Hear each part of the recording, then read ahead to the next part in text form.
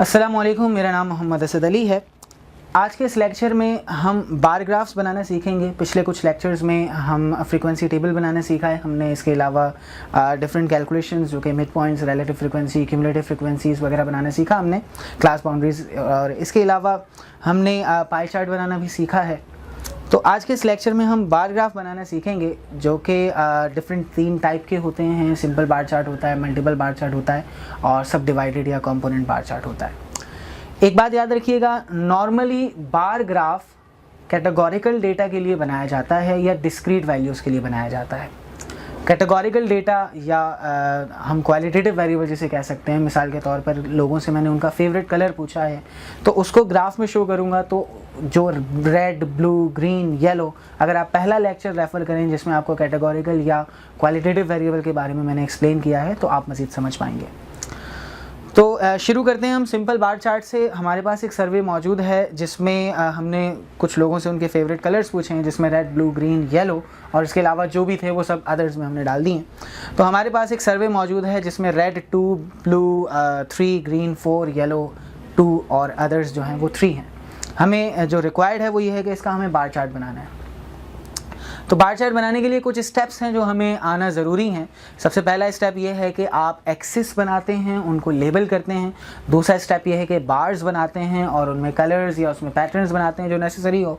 और लास्ट आप उसको टाइटल देते हैं और सबसे लास्ट उसकी की बनाते हैं अगर रिक्वायर्ड है। जैसे सिंपल बार चार्ट में की ज़रूरत नहीं होती, लेकिन मल्टीपल या सब डिवाइडेड या कंपोनेंट में होती है। तो शुरू करते हैं हम। सबसे पहले हमें रूलर से दोनों एक्सिस बनाने हैं, एक्स एक्सिस और वाई एक्सिस। तो पहले वाई एक्सिस बनाया हमने, उसके बाद एक्स एक्सिस बनाया और इतना बनाना है कि जितनी वैल्यूज़ उसमें आ सकें। या बाज़ औक़ात ऐसा होता है एक्सिस बनाने के बाद हमें आइडिया होता है कि वैल्यूज़ ज़्यादा हैं और एक्सिस हमने छोटा बनाया है, या फिर एक्सिस बड़ा बना दिया, वैल्यूज़ बहुत ही कम थी तो काफ़ी एक्सिस खाली नज़र आ रहा है। तो लिहाजा उसके बाद आप दोनों एक्सिस बनाएंगे और कोशिश करनी है कि आपने इक्वल स्पेसेस से उनको रखना है। तो जब आप वाई एक्सिस को लेबल कर रहे होंगे तो उसमें आप नंबर्स लिखेंगे, फ्रीक्वेंसी सफिशेंट जो है डिफरेंस के साथ। फॉर एग्जांपल मैक्सिमम फ्रीक्वेंसी मेरी 40 तक जा रही है तो मैं 5 के गैप से 8 जो है मार्क्स लगा सकता हूँ इक्वल डिस्टेंस से। तो इस वक्त मेरे पास 5 तक मैक्सिमम था तो इसलिए मैंने 5 तक रखा। अच्छा, एक बात इसमें आपने गौर करनी है वो ये है कि हर एक मार्क के एग्जैक्ट सामने आपने फ्रीक्वेंसी लिखनी है, सेंटर में नहीं लिखनी है। और जब आप हॉरिजॉन्टल एक्सिस बना रहे होंगे उसमें आप ये शो करते हैं क्या, जैसे हम फेवरेट कलर्स को मेजर कर रहे हैं, red, blue, green, yellow and others.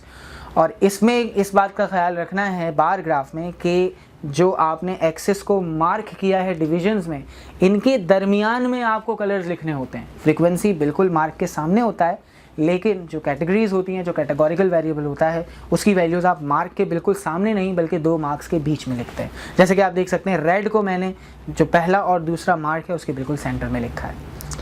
उसके बाद यही बात यहाँ मेंशन की गई है। उसके बाद बार्स आपने बनाने, क्योंकि पहली जो रेड कलर की फ्रीक्वेंसी थी वो 2 थी तो हमने 2 की हाइट का एक बार बनाया। उसके बाद ब्लू की फ्रीक्वेंसी 3 थी तो 3 की हाइट का एक बार बनाएंगे स्केल की मदद से। और उसके बाद ग्रीन की फ्रीक्वेंसी 4, उसका ही हाइट का एक बार बनाया। येलो की फ्रीक्वेंसी 2 है और लास्ट हमारी अदर्स है जिसका हमने 3 लिखा।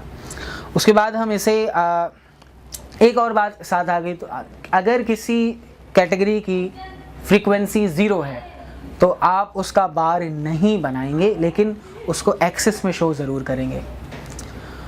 उसके बाद आप इसे टाइटल देंगे।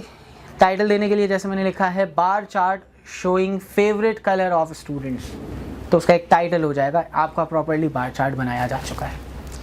सेकंड हमारे पास है multiple bar chart. Multiple bar chart में यूँ होता है कि आपको एक ही वेरिएबल्स की 2 डिफरेंट कैटेगरीज़ की फ्रीक्वेंसी दी होती हैं। जैसे रेड की जितनी भी ऑब्जर्वेशंस हमें मिली थी उसे हमने 2 हिस्सों में डिवाइड किया कि बॉयज़ जो है वो कितने बॉयज़ हैं जो रेड कलर को पसंद करते हैं, कितनी गर्ल्स हैं जो रेड कलर को पसंद करती हैं हमारे इस पूरे सर्वे में, जिसे हम स्टैटिस्टिक्स में सैम्पल कहते हैं। कि हमने जो सैम्पल कलेक्ट किया है उसमें कितने बॉयज़ हैं और कितने गर्ल्स हैं जो रेड कलर को पसंद करते हैं। तो इस तरह हमारे पास डेटा 2 हिस्सों में मौजूद है, 2 कैटेगरीज़ में डिवाइड किया गया है। तो इसी को हम शो करने के लिए करना हमें सिर्फ तमाम तरीक़ेकार इसका यही होगा। करना सिर्फ ये होगा कि जब बार चार्ट आप बना रहे होंगे तो उसमें आपने जो पहली फ्रीक्वेंसी थी उसके बार बनाकर इतना गैप रखना है कि इसके साथ एक और बार भी आ सके। उसी बार में आप जो वॉइस की बिल्कुल वही सेम फ्रीक्वेंसीज थी हमारे पास पिछले एग्जाम्पल की, तो हमने उसी के हाइट के बार बना दिए हैं। और गर्ल्स के लिए हम इसी के साथ इनके बार्स बनाएंगे जो इनकी रिस्पेक्टिव फ्रीक्वेंसीज होगी। और उसके बाद क्योंकि जाहिर सी बात है डिफरेंट कलर्स हम नहीं देंगे, वरना हम की में कैसे बताएंगे कि कौन सा बार किसको शो कर रहा है। तो हम जितने भी बॉयज़ के हैं उनको सेम पैटर्न से फिल करेंगे और जितने भी गर्ल्स के बार हैं उनको भी एक सेम पैटर्न से फिल कर देंगे, जो कि बॉयज़ से अलग होगा, लेकिन जितनी भी गर्ल्स के बार्स होंगे उनमें सेम पैटर्न होगा। और आखिर में जो फोर्थ पॉइंट हमने पहले डिस्कस किया था उसकी की बनाएंगे कि जो ब्लैक शेडेड है ये बॉयज़ को शो कर रहा है और ग्रीन पैटर्न जो पिंक पैटर्न जो हैं ये गर्ल्स को शो कर रही हैं। तो इसी के साथ ही हमारा मल्टीपल बार चार्ट बन चुका है। नेक्स्ट हमारी रिक्वायरमेंट होती है कंपोनेंट बार चार्ट की।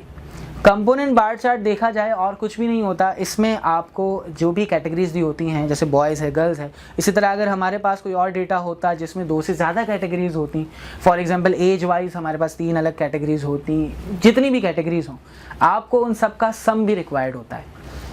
तो सम अगर क्वेश्चन में गिवन है अच्छी बात है, नहीं है तो आपको सम फाइंड आउट करना पड़ेगा। उसके बाद वही जो आप पहले जिस तरह से आमतौर पर सिंपल बार चार्ट बनाते हैं पहली कैटेगरीज के लिए बिल्कुल उसी तरह बना लेंगे आप। दूसरी कैटेगरी में टेबल में आप सामने देख सकते हैं कि पहली कैटेगरीज में जो फ्रीक्वेंसीज थी बॉयज़ की मैंने उसी हाइट के बार्स बना दिए हैं।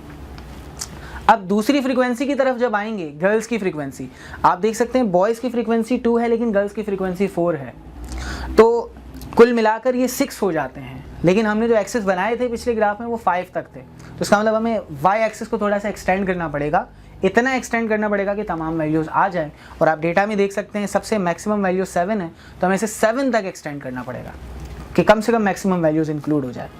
तो अब क्योंकि गर्ल्स की फ्रीक्वेंसी 4 है, वो 2 के बाद 4 स्टेप्स का एक और बार इसके ऊपर बना देंगे, यानी टोटल 6 तक चला जाएगा। यूँ कह सकते हैं कि टोटल 6 इसकी हाइट है, जिसमें फर्स्ट 2 डिविजन्स जो हैं वो बॉयज़ को शो कर रहे हैं और उसके बाद के 4 डिविजन्स जो हैं वो गर्ल्स को शो कर रहे हैं। इसी तरह आप नेक्स्ट फ्रीक्वेंसी ब्लू पर आप जाएंगे तो उसमें 2, क्योंकि फ्रीक्वेंसी गर्ल्स की 2 है तो आपने 3 के बाद 2 हाइट का एक बार उसमें ऐड कर दिया।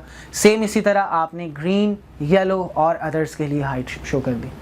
इसमें भी बिल्कुल वही बात आपने कंसिडर करनी है कि क्योंकि हमारे पास 2 कैटेगरीज हैं बॉयज़ एंड गर्ल्स, तो उनके पैटर्न्स को हमने सिमिलर रखना है ताकि रीडर को ये बात पता लग जाए कि कौन सा बार बॉयज़ को शो कर रहा है और कौन सा बार गर्ल्स को शो कर रहा है। तो उसके लिए हमने बॉयज़ को भी सिमिलर पैटर्न से फिल कर दिया जो कि गर्ल्स से डिफरेंट होगा, लेकिन तमाम बॉयज़ के जितने भी बार्स होंगे उसमें सेम होगा। और लास्ट वही स्टेप आपको की शो करनी है कि जो चेक बॉक्स है वो गर्ल्स को शो कर रहा है और जो हॉरिजॉन्टल लाइंस हैं, पैरेलल जो लाइंस हैं वो बॉयज़ को शो कर रही हैं। तो इसी के साथ ही हमारा मल्टीपल बार चार्ट और जो पहले हमने बार चार्ट की एग्जाम्पल पढ़ी वो यहाँ अख्ताम पजीर हुई। इंशाल्लाह आपसे नेक्स्ट लेक्चर में मुलाकात होगी जिसमें आपको हिस्टोग्राम और ओजाइव बनाना सिखाया जाएगा। बहुत बहुत शुक्रिया आपके वक्त का। अल्लाह हाफ़िज़।